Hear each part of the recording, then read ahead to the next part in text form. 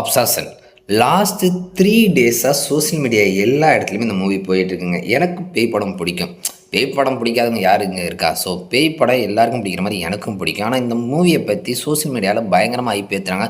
Social media IP ஏற்றுறதுலாம் முக்கியம் இல்லை, TV சேனலே பேசுதுங்க. So TV சேனலே என்ன சொல்கிறாங்கன்னா, 10 கோடி ரூபாய்க்கு எடுத்து இந்த படம் 1400 கோடி ரூபாய்க்கு அழிடுச்சு. ஸோ லோ பட்ஜெட்டில் பயங்கரமான கலெக்ஷன். அதுவும் இந்த டேரக்டர் வந்து ஒரு யூடியூப் சேனல்லேருந்து வந்தவர் தான் அப்படின்னு சொன்னோன்னே சரி போய் பார்ப்போம் அப்படின்னு தான் போய் பார்த்தேன். படம் பார்த்தாங்க. உண்மையிலே வந்து படம் மொக்கன்னு சொல்ல முடியல, சூப்பர் பிளாஸ்ட்டு அப்படின்னு சொல்ல முடியல. படம் டீசெண்டாக தான் இருக்குது.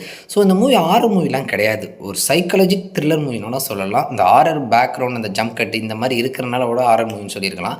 படத்தோட கதை என்னென்னா, நம்ம ஹீரோ வந்து ஒரு இடத்துல வேலை பார்க்குறாரு. அதே இடத்துல அவர் சின்ன வயசுலேருந்து ஒரு பொண்ணு மேலே கிரஸ், அவங்களும் அந்த இடத்துல வேலை பார்க்குறாங்க.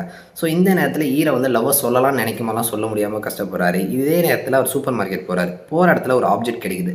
அந்த ஆப்ஜெக்ட் எப்படின்னா, நம்ம சின்ன வயசில் வந்து ஒரு நோட்டுக்கு அடியில் மயில் வச்சா குட்டி போடுன்னு சொல்லுவாங்களா, அது மாதிரி தான். ஸோ அந்த ஆப்ஜெக்ட் வந்து உடைக்கவும் நம்ம என்ன நினைக்கிறோமோ அதை நினச்சி உடைச்சா அது நடக்கும்னுவாங்க. ஸோ இந்த நேரத்தில் ஹீரோ வந்து நினைக்கிறாரு, நினச்சிட்டு உடைக்கிறாரு. உடைச்ச பிறகு தான் படத்தோட அடுத்த லெவலே போகுது. ஏன்னா ஹீரோனி நம்ம ஹீரோவை தொந்தரவு பண்ணிக்கிட்டே இருக்காங்க. ஸோ அது ஒரு லெவலுக்கு மேலே போய் ஹீரோவே வந்து ஐயோ இந்த பொண்ணு வேணாண்டா அந்த அளவுக்கு பண்ணுது. ஸோ படத்தில் அந்த ஹீரோனி கேரக்டர் நடிச்சிருக்காங்க, அவங்க பயங்கரமாக நடிச்சிருக்காங்க. அவங்களோட உண்மையான பேர் எனக்கு சீரியஸே தெரியல, ஆனால் உண்மையில சும்மா மிரட்டிட்டாங்க. I love you. I love you.